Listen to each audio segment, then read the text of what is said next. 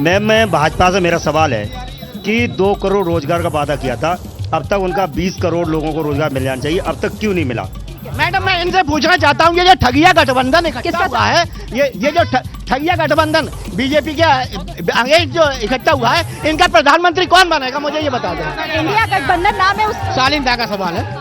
विपक्ष इतना हताश और निराश हो गया है कि आज मरियम जिला उपाध्यक्ष फर्रुखाबाद के माध्यम से जिहाद का नाम ले दिया कि वोट जिहाद के, मतलब कुछ दुख भी तो हो। अरे सीधे सीधे वोट की राजनीति करो, जिहाद को उतर आए।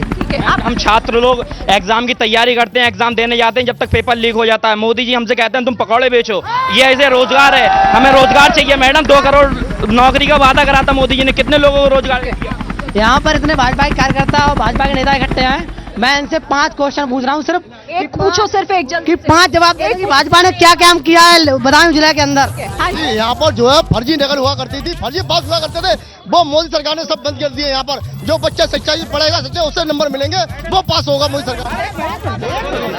मैडम जी इनके प्रश्नों का उत्तर मैं दे रहा हूँ। आप सवाल पूछिए सर, जवाब देने के लिए अपने मेहमान प्रश्न का उत्तर मांग रहे हैं। नहीं सर, मोदी सरकार ने अपना साथ अपना विकास करा नहीं करा, सारी मुसलमान जब माँ सेफ होगी जब तो बेटी सेफ। बदायूं से हैं आप, बदायूं, एक मिनट, बदायूं का मुस्लिम किसके साथ? राना शमीम किसके साथ है पार्टी में? भाजपा सर, बीजेपी के साथ। बीजेपी के लिए तो कहते हैं कि मुस्लिम बीजेपी के पक्ष में कभी नहीं जाता। 99% मुसलमान भाजपा के साथ है, महिलाएं, इसलिए मुसलमान महिलाओं को सम्मान मिला है। ठीक है, पहली बात मैं बदायूं लोकल की बात कर लूं, चुनाव हो रहा है बदायूं लोकल। पहली बात अगर इन्होंने विकास किया तो बदायूं की नगर पालिका बीजेपी क्यों हारी? दूसरी बात, अगर इनकी सांसद ने विकास किया तो टिकट क्यों बदला? मैडम दूसरी बात, इनकी सांसद ने विकास किया तो वो टिकट क्यों बदलना पड़ा? नए प्रत्याशी नहीं हार रहे, पुराने। पहले मुझे जवाब दीजिए। जनता ने आपकी है, ठीक है, साइड हो जाइए। भारतीय जनता को मैडम अपने हार का डर सता रहा है। ये क्या तरीका है? थोड़ा साइड। रोजगार पे बात करनी है, रोजगार मैडम किससे सवाल? बीजेपी वालों से। मैम इनको 10 साल हो गए, आज तक कोई रोजगार नहीं। जितने पर्चे हुए सारे पेपर लीक हुए। मैं पूछ के आती हूँ। 14 में आए, 24 में जा रहे हैं। 24 में मैं पूछना चाहता हूँ, घर कैसे चलाएं? किससे सवाल है? ये मोदी जी से सवाल है, बीजेपी वालों से सवाल है। पेट्रोल कहाँ है, गैस का सिलेंडर कहाँ है, बेरोजगारी कहाँ है? आप बहुत सारे सवाल मैं लेकर आई हूँ, तो शुरुआत सबसे पहले चलिए आपसे करती हूँ, क्योंकि वो यहाँ पर एक भाई साहब पूछ रहे थे कि घर कैसे चलाएं, समझ नहीं आ रहा, ना नौकरी है ना रोजगार है।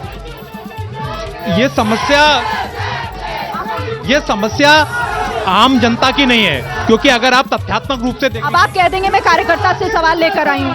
अगर आप तथ्यात्मक रूप से देखेंगी तो भविष्य निधि की अगर आप वेबसाइट पर जाकर देखेंगी, भविष्य निधि की अगर आप कर्मचारी भविष्य निधि की साइट पर जाकर देखेंगी, 6.4 करोड़ नियोक्ताओं ने अपने कर्मचारियों के हित में अंशदान डाला है और प्रमाणित किया है कि 6.4 करोड़ नए नियोक्ताओं के लिए रोजगार मिला है। इससे ज्यादा प्रमाणित कोई सूचना हो नहीं सकती। और ये तो बात केवल नौकरी की रह गई, बल्कि मुद्रा योजना और स्टार्टअप योजना के माध्यम से जितने यूनिकॉर्न भारत में पिछले 2 सालों में खड़े हुए हैं, उन्होंने जापान और ब्रिटेन को भी पीछे छोड़ दिया है। तो ये जो लाल टोपी का दोष है, मैं लाल टोपी नहीं, वही बात है ना, फिर आप कहेंगे कार्यकर्ता का सवाल है। कांग्रेस से पहले मेरा सवाल तो सुन लीजिए। कांग्रेस से सवाल ये है कि देखिए यहाँ पर बदायूं में यादव और मुस्लिम समाज की अच्छी खासी तादाद है। एक मुस्लिम महिला जो ये कहती हुई दिखाई दी कैमरे के सामने कि वो मोदी पर भरोसा करती है, क्योंकि उनको लगता है कि उनका विकास मोदी के पास। विकास मोदी ने किया है, मैं बधाई देता हूं आपके एबीपी को। आज ही उन्होंने खुलासा किया है कि जो आयुष्मान भारत योजना है उसमें एक ही नंबर पर 7.5 लाख अभ्यर्थियों को 9999 पर 7.5 ये भ्रष्टाचार, ये विकास प्रधानमंत्री मोदी ने किया है। ये जो आयुष्मान आपके एबीपी ने ही ये खुलासा किया है। सीएजी की रिपोर्ट में 7.5 लाख अभ्यर्थी जो एक ही नंबर पर स्टार्ट किए गए वो सब फर्जी है। ऐसा विकास किया है भारतीय जनता पार्टी। और ऐसा ही एक सवाल पेपर लीक को लेकर भी सामने आ रहा था कि आप लोग कुछ कर नहीं पा रहे हैं उसको। सर एक और पेपर लीक एक समस्या है।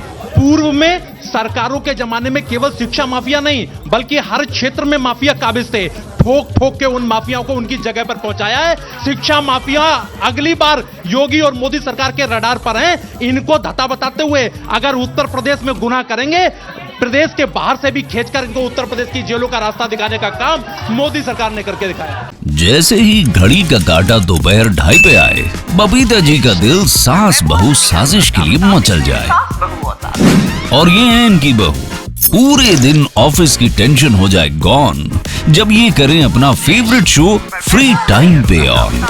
इनकी तरह आप भी देखिए अपना फेवरेट शो अपने टाइम पर और डाउनलोड कीजिए एबीपी लाइव ऐप अपने स्मार्ट टीवी पर।